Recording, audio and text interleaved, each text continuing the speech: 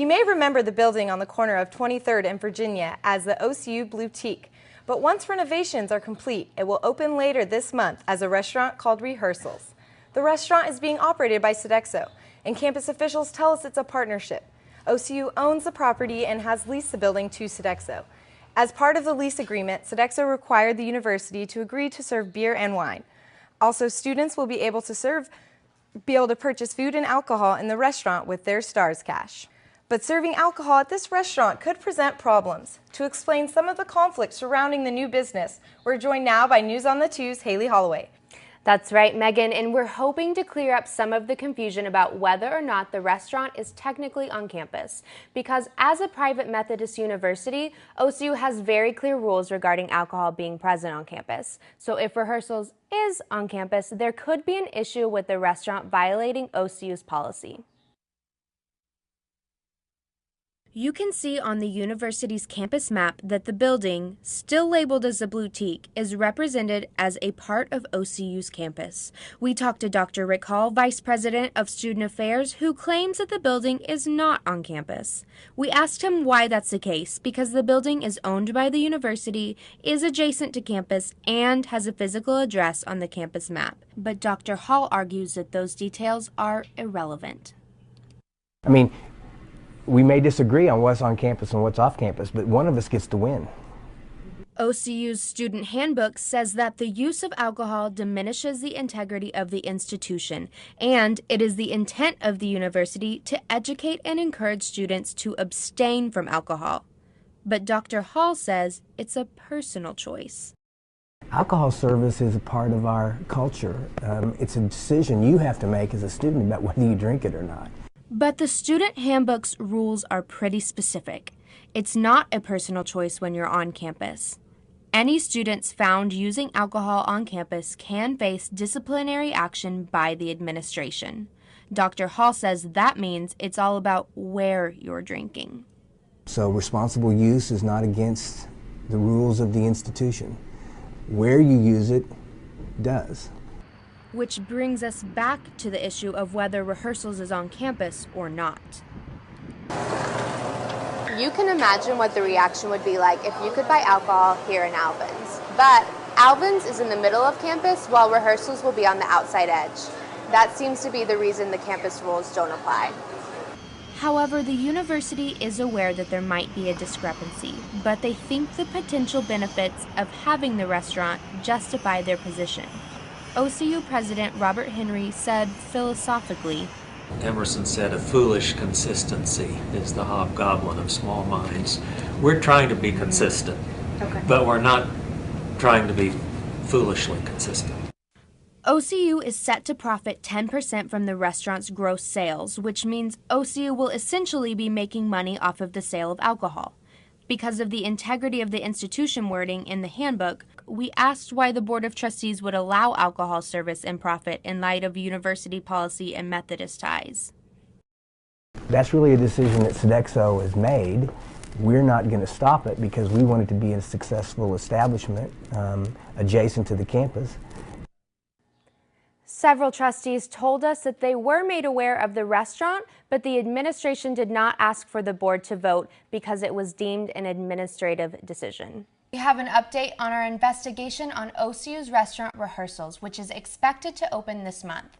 The restaurant is leased by Sodexo, and in that lease, OCU agreed to allow Rehearsals to sell beer and wine. The resulting controversy has officials revisiting the issue. In an official statement released last Friday, the university said it is not involved as a partner with the restaurant Rehearsals. But what does partner mean? Previously, university officials told us that the school will profit 10% of Rehearsals' gross sales and students can use their STARS cash in the restaurant. OCU also owns the Rehearsals building and the property, and it is located adjacent to campus. The university statement called the restaurant off campus. However, that very same building was opened several years ago as the Boutique, and then it was called on campus by university officials who now say that was just about advertising. Well, I think that's just a matter of semantics. That's wording. I mean, if you want to market Boutique, it's near on campus. That's just a matter of wording. Bishop Robert Hayes, the Episcopal leader for the Oklahoma area of the United Methodist Church, says he is not even concerned with the on-campus, off-campus issue. In his opinion, the proximity to the university is problematic. The bottom line is this, is that alcohol is alcohol, whether you drink it off campus or you drink it on campus. The university statement said that Sodexo has offered to not sell alcohol at this time. But according to the Alcoholic Beverage Law Enforcement Commission, the restaurant did apply for a beer and wine license, which could make it legal to sell alcohol later this month. I don't have any knowledge of what the future holds. Pantlick says she doesn't know if Sodexo will revisit that decision later on or not. Bishop Hayes says he's concerned about the representation of the school and the church by being associated with alcohol. I would pray that the school would come to realize that we have a lot more to lose than to gain in this. The bishop told us his ideal situation would be to come to an agreement to never sell alcohol in rehearsals, or for OCU to sell the land and the building so that the school no longer owns or profits from it. But until an official decision is made, if it came to that, I would have to look at ways that I could hopefully influence the institution to cease and desist from going down that path. And I would have to use everything within my power to sort of persuade them, to convince them, to implore them that this will not be in the best interest of the institution. there's no word on when or if the long-term situation with rehearsals will change, but for now, rehearsals is set to open later this month without alcohol. News on the Twos will, of course, keep you posted. Welcome to this News on the Twos special report. I'm Haley Holloway. The debate over rehearsals serving alcohol has been raging for weeks, but we have just learned that the restaurant will not be opening at all anytime soon. For this continued investigation, News on the Twos partnered with Student Publications. Rehearsals is being sold. The executive committee of OCU's Board of Trustees met last week and in an official statement said selling the property is a response to some questions generated regarding whether the university would profit from the sale of alcohol. The United Methodist Church has recently expressed concern about the university making money from a business that serves alcohol.